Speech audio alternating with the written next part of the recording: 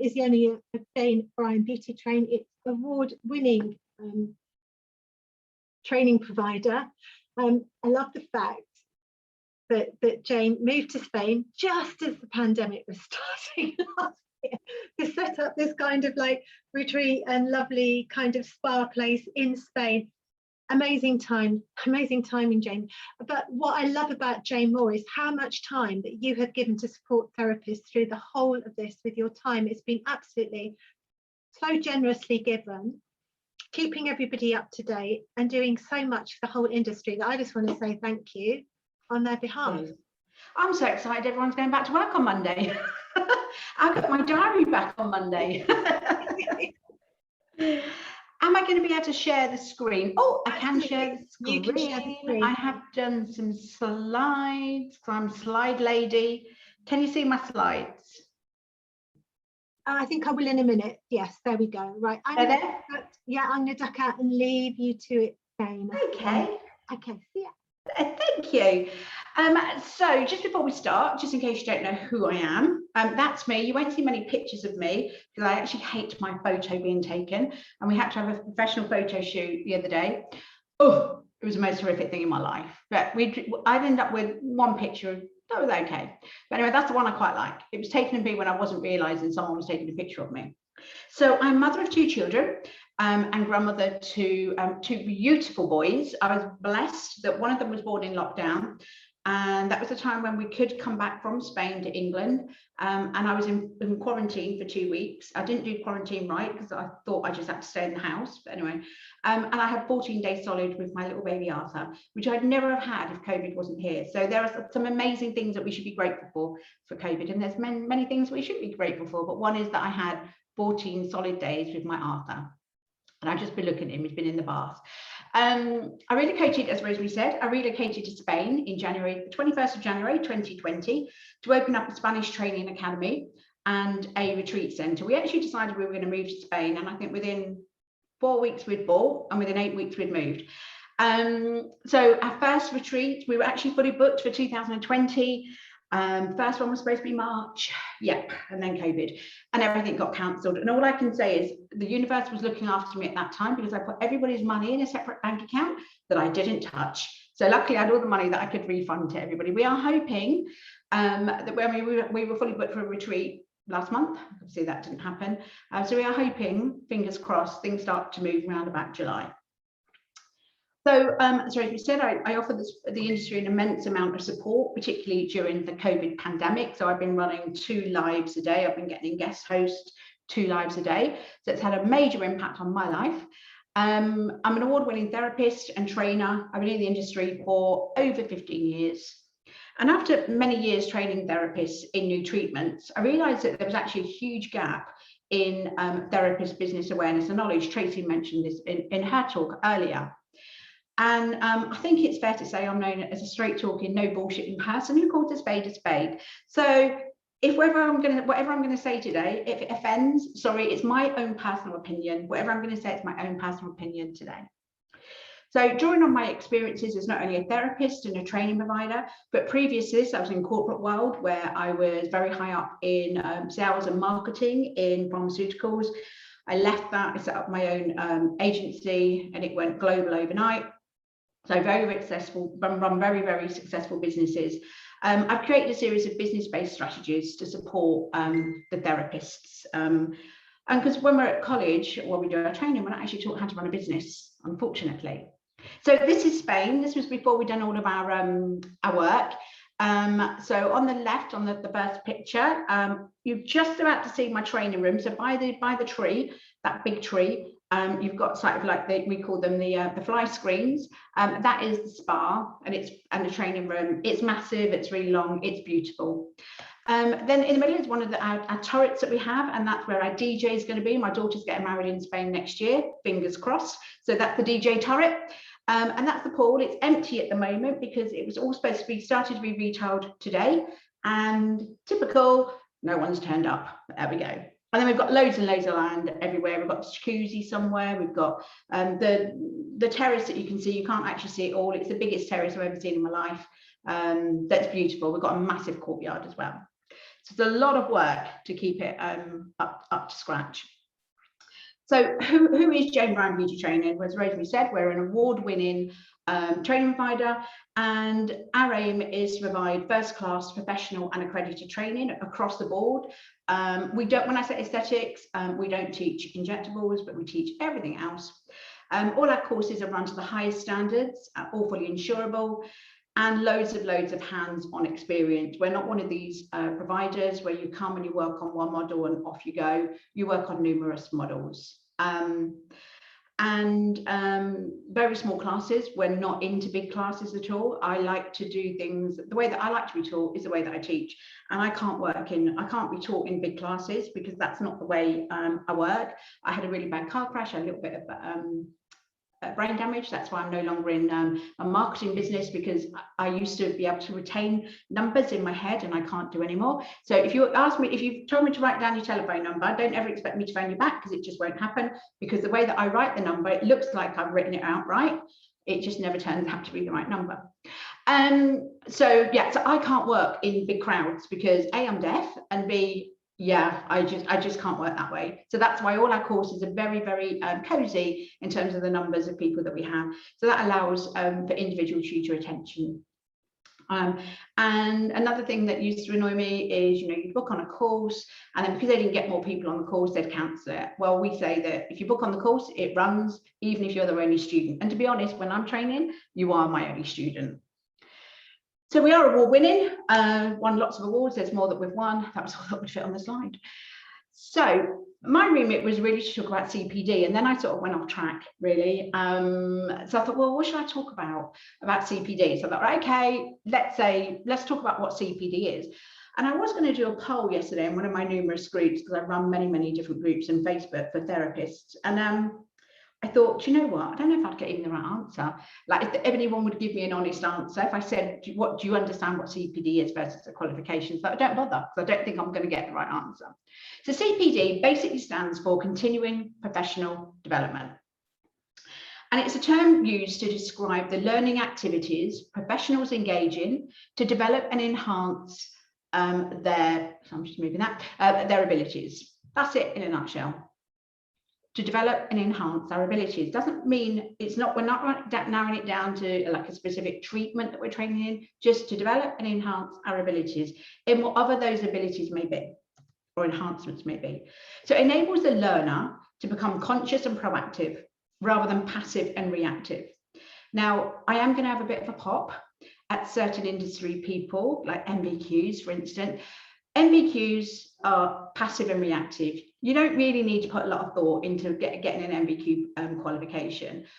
It doesn't really mean that you're skilled at doing that particular job. It just means, let's not go into colleges. Basically, if you do an MBQ at college, you're going to be passed anyway, because they don't get funding if you don't pass. So you can be the worst therapist in the world and you'll still come out with your MBQ. You can be the best therapist in the world and you'll still come out with your MBQ. So CPD is all about becoming conscious and proactive. And it's the holistic commitment, so the whole commitment of professionals, because that's what we are at the end of the day, towards the enhancement of personal skills and proficiency throughout their career. No, throughout their career. It doesn't mean once you're trained, you stop doing it. We need to be doing continual professional development year in, year out.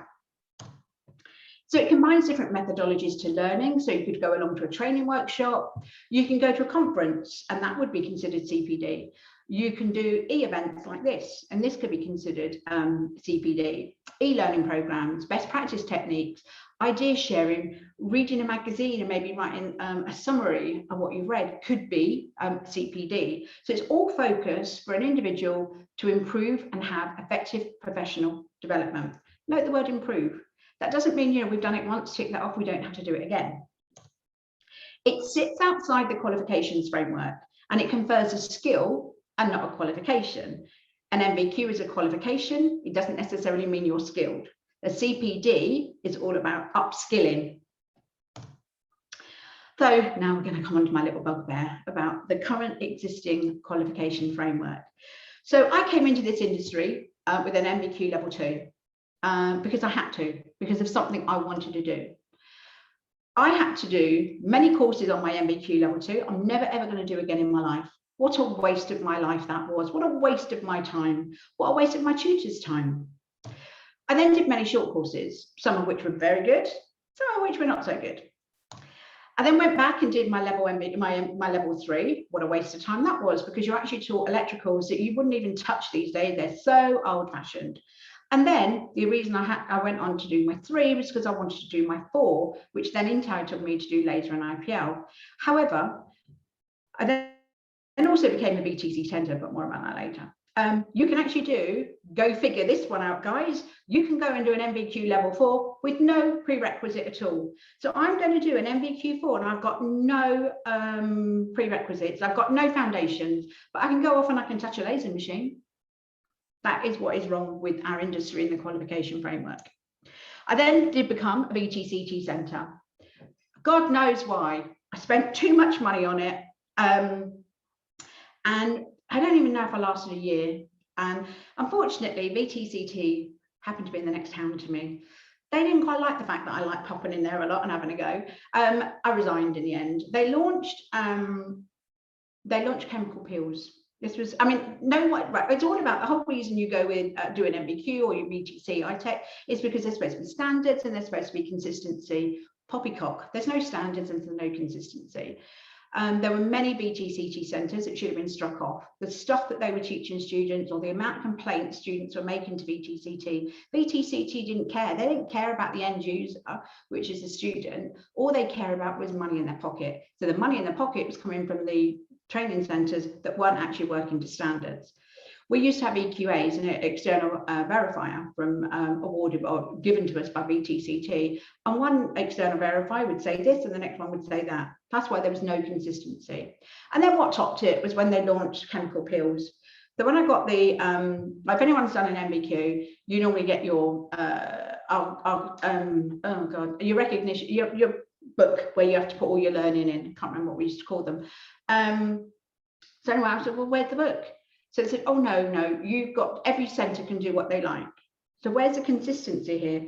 Then when I looked at what the level of percentage of peels that we could use, I found out, I think you made a mistake here, loves. I said, what do you mean? I said, you're saying to me, I can use a maximum of 0.2% chemical peel. Yes, that's right. So can you toodle off and double check that figure? So they tootled off and came back and said, yes, Jane, that's right, 0.2%. Now I know you know jack rubbish about facials, chemical peels or whatever. I said, you know what? I can get a 0.2% in a flipping cleanser. So I can use a cleanser, but I can't use a peel more than 0.2%. They changed their minds after about a month, but I just thought, do you know what? You don't know this industry, so I'm not paying you my money anymore. So I moved away from being a BTCT centre. So I was running my CPD courses alongside BTCT. And I was embarrassed. I was actually embarrassed to be called a BTCT centre. So yes, both my experience with ITEC and BTCT was not positive. I did a couple of MBQs with ITEC and their standards. There was no control, there was no standards. So I personally feel, as do many of our students, that our CPD and training courses are more in depth and require you to pass through many more hoops than you do for an MBQ. And sadly, that's not the same across the board for many different trainers out there. And I'm not knocking all trainers. There are some very, very good trainers out there. And unfortunately, there's some very, very poor trainers out there. And in our industry, we say, God, our clients are cheap. They won't pay the price for this treatment. No, you guys are cheap because you guys always want cheap training. So, you know, when you get cheap training, what do you end up with? A qualification that's not worth the money it's printed on. I was going to say something else then. So why do we need to upskill? Ran over, possibly. No, it's not ran over. There's a few more things I'm going to say. So we need to upskill because things move on. I'm going to explain what do I mean by that. We still have therapists, oh bless me, who believe they cannot touch cancer clients because that's what they were taught 25 years ago. But we still have trainers who train students, they can't touch cancer clients. What a world we live in. We still have therapists who believe they have to draw blood when doing microneedling. We still have trainers that are training students that that's what they need to do. Yes, 5 years ago, guys, but no longer today. So accepted best practices change over time, sometimes very quickly. And unless you're upskilling, you're going to be left in the dark ages. And to me, CPD or further training enhances your skills as a therapist. And I always say, and I did start this out, I'm going to offend some people, but that's me. I call a spade, and this is my own personal belief. Take it or leave it. I think we've got two types of people. So we get the two types of people that come out of college. We get those that's it. They're happy with their level 2 and their MVQ at level 3, and there's nothing wrong with that. That's all they want to do. And then we have those that, I would say they're fixed mindset. And then we've got those that are growth mindset. So yes, that's what I am at the moment, but I aspire to be more. And I think, it's those people that need to go on and do their CPD or further training. And I personally believe it should be mandatory for every single therapist to maintain insurance, and hopefully at some stage we will have some kind of legal body representing us, that it will be a mandatory requirement for you to do at least one CPD course a year. When I say a governing body, unfortunately, I never think that's going to happen, because everybody at the moment who's putting their hand up, I want to be it, are doing it for money rather than the good of the industry. So yeah, that's my issue. So I think it should be mandatory. And if you really want to come across as a professional, you should be doing this spontaneously anyway, at least one CPD course a year, and for therapists and more for trainers. So my trainers have to prove to me that they've done CPD courses. Many of them do CPD through me because obviously they want to upskill on the treatments they can offer, and then can go on to train it. Then we talk about that. You'll have some trainers that will be taught one day a particular subject and they're teaching it the next. I know this. I taught somebody dermaplaning because we were one of the first companies to launch it, and we launched ours is a very different style of dermaplaning. Apparently we didn't know how different it was, but ours is a much more effective way because we have created our treatment protocol ourselves rather than gone off and used the American method. So I know we taught somebody on a Monday. I was looking on Facebook, she was teaching that course on a Tuesday. Now, that is a problem for the accreditation bodies as well, because there's many accreditation bodies out there. I could go with many. I've chosen to use Thinktree because of the quality and the things that we need to do to get our accreditation. So, any accreditation body that's going to accredit someone to teach a subject that they actually haven't got a certificate in, because she never had a certificate, because you have to do case studies with our courses, so she never had a certificate to say that she was qualified to teach that. So, I think trainers need to do many more CPD courses every single year. And this is the problem when we've got college lecturers. Again, generalization, but I need to say it. I do a lot of, oh my God, what's the course? Where they don't offer the courses in college and the students have to do so many of these in their, I can't remember what it's called. And I go around, when I'm in England, I travel around different colleges. And the lecturers, when was the last time they actually worked on a bloody client? Probably when they were 18 and they might be 75 now. So they've got no actual practical working experience either. So I even do upskilling for lecturers at college. Do you know what? Not one of them have ever given in a case study. Go figure. So that's moving very nicely on to my next thing, which is not so long ago. I think beauty therapists were expected to offer all beauty treatments. It was very interesting that I hosted a live last night from a recruitment agency, and it's very interesting that a lot of bigger salons, spas, etc., are no longer looking for beauty therapists. They're looking for maybe a retail facialist, and that's all they would do. They would specialize in facials, and then they were retail. That's the way to go, guys. When we did everything, it was a bit of a mishmash, if I'm honest. So it led us to be being a jack of all and a master of none. And, when I say these things, I've been that. I've been the jack of all and master of none. And then, obviously my clients had a bit of an identity crisis. Who are you? And what do you specialize in? Why should I come to you? And it's only when I was chatting to my clients, I just sat and I thought, yeah, actually, I'm doing treatments. I bloody well hate. I hate these treatments. So I stripped down my just because I'm qualified in that, I've got to add it. I've got to offer it. No, just because I'm qualified in it and I hate it, I'm not doing that treatment. Let someone else do that. I'm qualified in nails and feet. You really wouldn't want to have your nails or your feet done by me. That's all I'm going to say. I'm qualified in eyelash extension. I'd rather stick pins in my eyeballs. There's people out there that love doing eyelash extensions and are fantastic at that. Let them do that. I love facials. Let me do my facials. So we don't want to come across as a jack of all and a master of none. No longer in this world. I think the way forward today and moving forward, post-COVID in particular, is to specialise. Because clients are much more willing to trust themselves to a specialist than a generalist. Because when I'm looking for treatment, I don't want somebody, you know, particularly in Spain, it's quite difficult. The Spanish beauty industry is very, very weird. So let's go back to the UK. When I'm looking for a particular treatment and I'm looking for, say, maybe a particular massage, I'm not going to go to a beauty therapist, because my perception, be it right or wrong, is that she's going to give me a stroke, a little stroke like that. I don't want a stroke. When I want a massage, I want to be able to feel that stroke. Thank you very much. So I do think that's why we need to specialise in our industry. In addition, a well-trained specialist can command higher price, as the value from the client will be perceived to be higher. So if I only offer facials, I must be good, is in the client's eyes. And therefore, the outcome that she's going to offer me is going to be far superior than I would get with a general beauty therapist. Therefore, I'm going to pay the higher prices that she commands. Now, my prices in the UK were bloody high. They were high because I didn't need my clients, because my training was most of the things that I didn't need my clients. So if they came in, it was a nice added bonus. But they did come in. It just seemed that the higher I put my prices, the more bloody people came through the door. And I think with our industry, we're so bloody nervous about charging our worth. You know, when I'm working with therapists on a strategic level, and I go, you what? For that? You're charging that? I won't even get a bed for that. And then when I break it down and we work out how much profit they're making on that, I go, oh, I'm really busy, my diary's full. Yeah, you're a full and busy fool, because you're not making any money.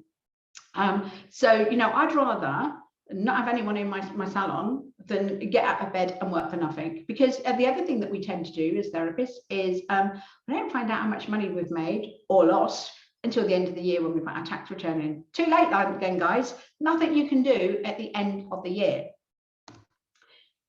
So sadly, this is another thing that gets my goat in our industry. This is brain running. We've got many new therapists that want to go from no skill to injectables in a week. But therapists still need to have the foundations before you can go on to advanced. Would you build a roof? Would you build the walls of a house before you'd put the foundations in? Well, I'm not a builder, but even I would know I wouldn't do that. Sadly, many trainers train these zero to heroes, as I'm calling them, not that you're a hero, with no previous qualifications. How can you possibly do an injectable course without your foundations in facial? How can you do that? But you will get trainers that do that because they're more interested in the money in their pocket than the actual end customer, which is the client. The end customer isn't the student, the end customer is the client. But many trainers forget that. Many trainers train very aggressive treatment. So, you know, dermaplaning followed by chemical peels, followed by needling. Oh my good God, you clearly know nothing about the skin.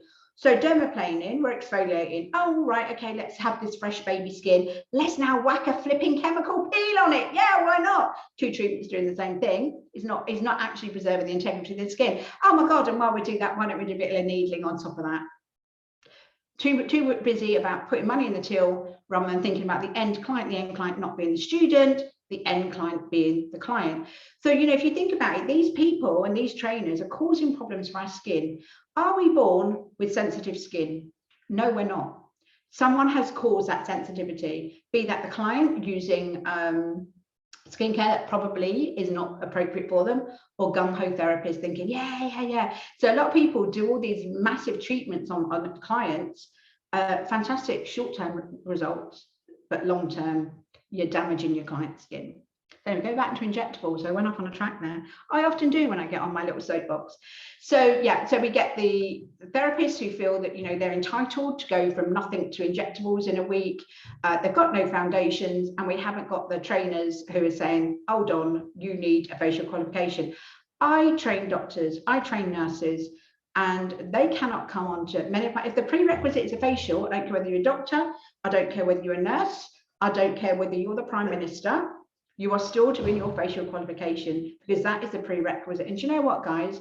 Every single person that I've made, you either do this or you go somewhere else. It's up to you. Every single person I've made, doctor, I haven't worked with the Prime Minister, by the way. Every doctor I've worked with, every nurse I've worked with have thanked me because they've said, do you know what, Jane? We thought we knew everything there was to know about the skin, but blinking hell, we didn't. I'm so glad that you made me do this course. So yeah, I might lose people along the way, but I know that the people I put my name on that certificate, they're flipping going to be good therapists. And I'm proud to have them as trained by Jane Bryan Beauty Training. So we come back to these therapists that want to go from nothing to injectables overnight. So we are getting to the situation now where we're getting insurance companies who are refusing to insure therapists to inject. And I'm sure many other insurance companies will follow suit. Thank God. And, you know, the trainers in our industry, some of the more, I'm not, you know, there are some really good trainers. There's some really good injectable trainers in our industry. And there's some really bad ones, of course. And, you know, it's the bad trainers that are leading us into disrepute, not only in injectables, but also, you know, in our little sector or big sector, because we're a bigger sector than injectables. So the other thing I hear from trainers really gets my goat. Don't know how I've got from CPD to where I'm going here, but there we go. There was a reason for my little slides last night. Our courses, which may or may not be CPD, may or not be certificates of attendance, may or not be what we call a full training course, are guaranteed to be insurable. Please don't fall for that line. On our booking forms, we always say that the onus is on the students to check that our courses are insurable with who they're insured with. We could have our courses accredited with everybody, but I am of the firm belief that if you've got your courses accredited by a reputable accreditation body, such as Thinktree, and not an insurance company that accredits you so that your students then have a force then to get their insurance, if your courses are accredited with a reputable accreditation company, they should be recognized by any insurance company. That's my belief, and it really gets my goat. Unfortunately, that's not the case because we've got other accreditation companies out there, other insurance companies that run accreditation companies, so you know, they won't look or recognize our courses, one of which I'm not going to mention the name, but let's just say we almost went to court, not over that, but because of their not going to go any further on that one, but yeah, not everybody's who you think they are, let's just put it that way. So no trainer or insurance provider even can guarantee this.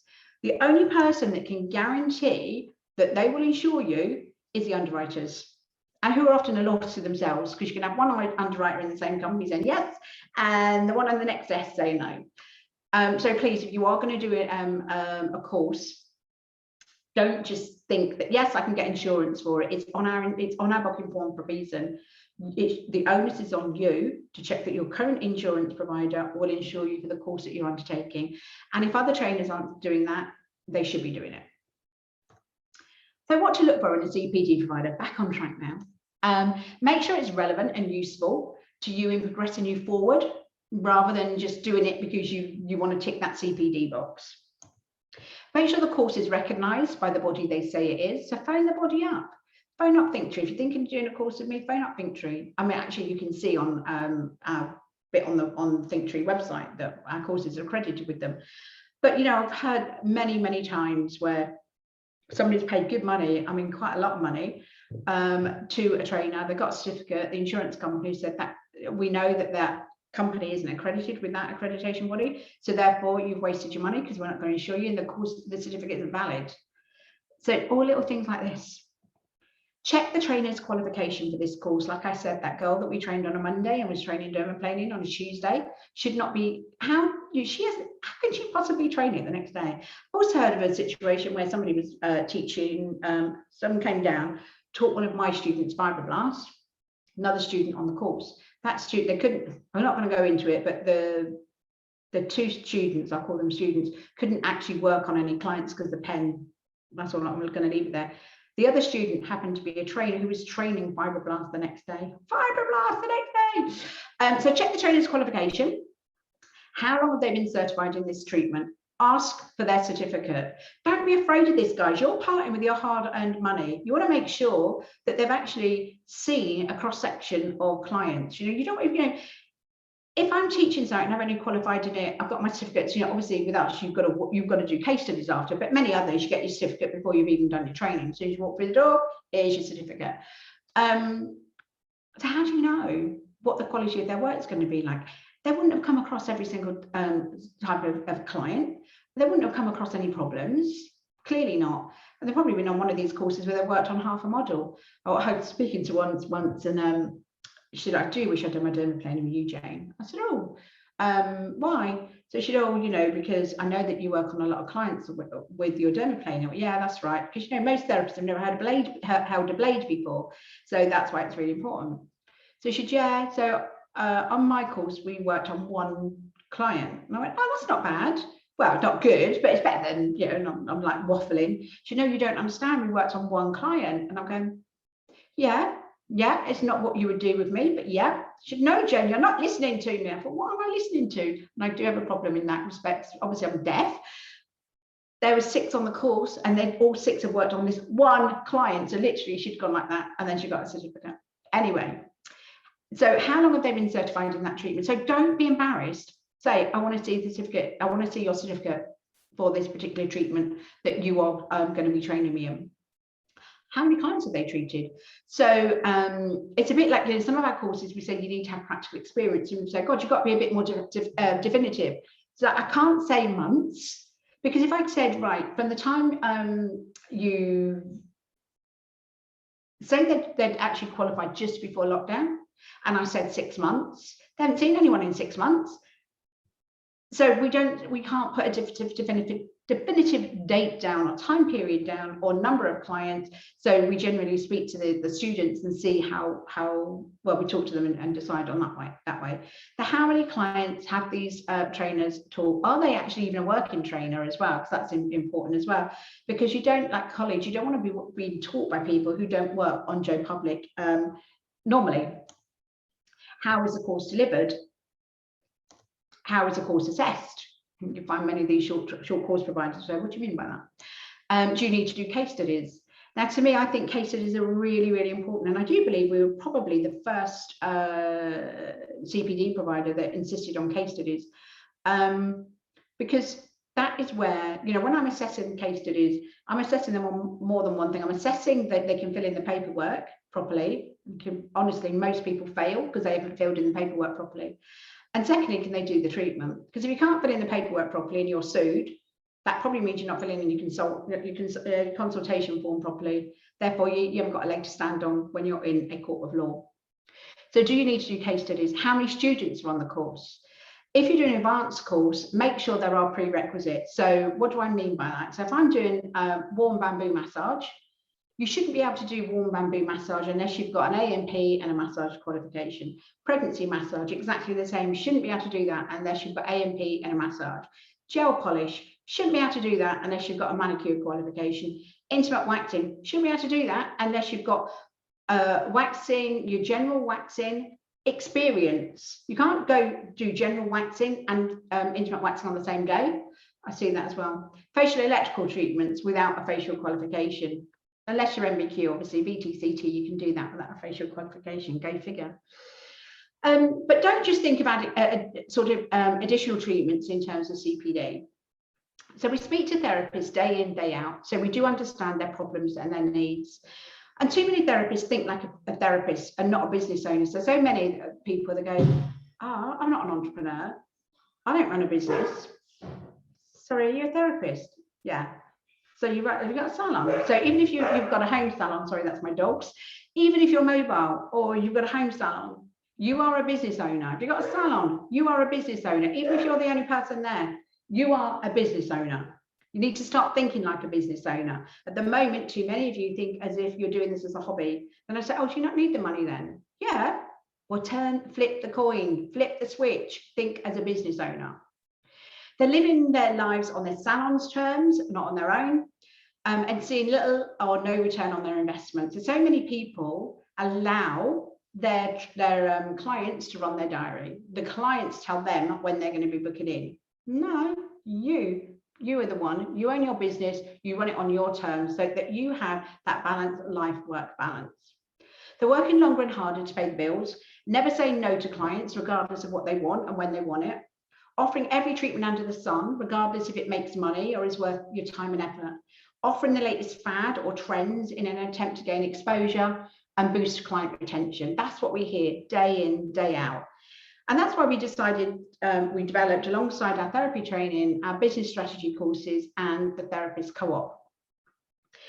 So I always say, adding on another treatment is not going to save your business. I turn away more students than I probably accept, because I just don't think that what they want to do in terms of that additional treatment is going to get them where they want to be. So I sit down, everyone can book in for an hour's call with me, it's free, and I map out where you want to go. And if I can't help you with the courses that I think where you want to go, because most people don't know where they want to go, so help you find that. If I don't offer that course, and just because I offer this as a free service doesn't mean you have to book with me, I will signpost you to a training provider that can offer you that. So a lot of therapists have reassessed what they want out of their business and their life during lockdown. Thank God. So it's all about working smarter, not harder. That's my puppy now, God's sake. So what we're doing is we're offering free one-day workshops called Rejuvenate Your Mojo. And it's actually an all-day workshop. So we start at 9:30 on the 25th, 9:30 a.m., finish at 5:30. And you'll walk away, it's a live working workshop where you fill in, you have 7 workbooks and you fill them in as we work our way through the day. Because if you don't fill them in as we're working our way through the day, you ain't going to do it. So you start off with an audit of where you are in the 7 key areas of your life and where you want to be in 12 months' time. You need to have a shift in mindset. And that's what you need to be shifting through, be a growth mindset and thinking like a business owner. So we give you the tools to get you that shift in mindset, and the keys to get rid of your mind monkeys, those things that are telling you that you can't do, that you're no good, that you're less than, that you're not worthy of.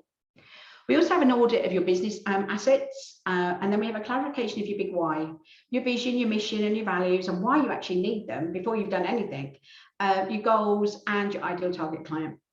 And then we have a whole section on pricing. So pricing by value of what you provide and not by the competition or what you think, no one's going to charge, no one's going to pay that much. Yes, they will, as long as you believe in it yourself. And then the belief that retail matters in our industry, because a lot of people are frightened of retail. I love retailing. And not one of my clients would walk out my salon without at least one product. So if you're interested and you want to come along, it's a free workshop, as I said. It's on Sunday, the 25th of April. So you can either drop me a message or put in the group chat and I can send you the link. And I do, oh, okay, yes, because I love this quote. And I often say this to myself when things aren't happening my way. If we go back to doing and working the way we were post-COVID, and we expect things to be different, sorry, pre-COVID, and we expect things to be different post-COVID, and we're doing exactly the same thing, all we're going to get is the same result. So insanity, doing the same thing over and over again and expecting different results. So if you want to grow your business, you need to change your mindset and you need to think like a business owner. So I'm not sure how we got there from CPD, but there we go, that's where we got there. So that's all I had to say today. So thank you very much. Don't know if Rosemary's there. Oh, yes, she is. I did go on me rant. I didn't mean to tailor it down a bit, but there we go. You know me, Rosemary. You would not be Jane if you didn't do that. You're just being Jane, and that's really cool. I wondered if you'd be interested in the course. Jane, maybe if you can put a link to the course or a link to your page in the Facebook comments so that people can find it, because I think that'd be really, really valuable. Yeah. I mean, we've actually made it to the end of the day. Yippee! Did I overrun? No, I didn't, did I? No, I was all right. Yeah, a little bit. It's all right because you're the last person. I mean, yeah. What's really, really interesting, and I've already said this today, is that the message that has come time and time again is become a specialist. It's you, it's Tracy, it's John. And I think what you're saying is so important, is to map out your own pathway to your specialism and then follow it. Yeah. And the key to that is identifying what's unique about you. Well, your big why and what's unique about you. Yeah. And what is your passion? it all just felt naturally for me. When I specialised in skincare, it just felt naturally because I used to sell dermatological products, used to market dermatological products. I love the skin. When I came into this industry, my skin was shot for many reasons. And a lot of my clients said to me, oh, you got beautiful skin. I'll never get that way. I said, do you want to see my photos? Before I came into this industry, I can turn anyone's skin around. And then, you know, my clients say, you know, when you talk about skin, your eyes just light up. And that's what you want. If you're passionate about it, if you're passionate, you can retail. And the only way we're going to make it in our industry is if we retail. That's going to help us if we go into another lockdown or whatever. Retail is the game, and that's where you need to be at. And I think the other thing to remember is that everybody needs to buy something. And wouldn't you prefer to buy them something that is of a high quality, that fits precisely with what you're treating them with, rather than something which may not actually suit their skin at all and may possibly even do some damage long term. And my daughter's skin is shocking, absolutely shocking, since I'm no longer in the UK and giving her all the really good high quality products. All I'm going to say. Yeah. I can't say anymore. I kind of agree with you. My skin, actually, I think I was actually born with sensitive skin, in the sense that when I was a toddler, literally, if I put tomatoes or strawberries on my skin, whoop, flared up. So I am one of those people with ridiculous skin from birth. And something we need to be aware of, a lot of clients, even if they've not been exposed to COVID, but they've had COVID in their family, I'm getting quite a lot of consultations with my clients in the UK, because I still work with them by phone or by video. And they've said, I haven't had COVID, but look at my skin. And it's really, really bad, really bad. So yeah, we need to be aware of that. Well, they might have had it quite mildly. And I've been saying this to a lot of people that we have a friend on LinkedIn, Philip McMillan, who's done an awful lot of the links between COVID and the instigating of autoimmune responses. And of course, those autoimmune hyper inflammatory responses are going to completely affect the skin, aren't they, Jane? Yeah, they are. And unfortunately, a lot, I just hope that everyone's listening to what I'm saying. Patch test, that's all we can do. Yeah, another thing that's going to, don't assume that just because somebody didn't react before they've had COVID, that they're not going to react now if they've had it, or maybe don't even particularly know that they've had it. Yeah. Well, anyway, we made it. Well done, Rosemary, for being there all day. Thank you. Are you going to pour yourself out a nice glass of wine this evening? Oh, maybe something like that. It all happens on one day, because at 4 o'clock I've got a guest spot on the Mayor of Bromley's podcast as well for Wellbeing. Yeah. Oh my God, it's a mad day. Anyway, so I'm going to thank everyone who's been here some of the day, all of the day, part of the day. Thank you so much for supporting us.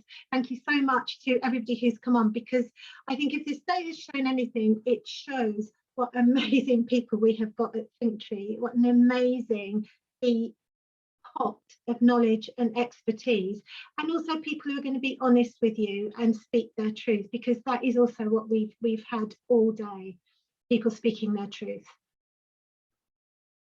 Thank you. I shall see you on. Bye. Bye.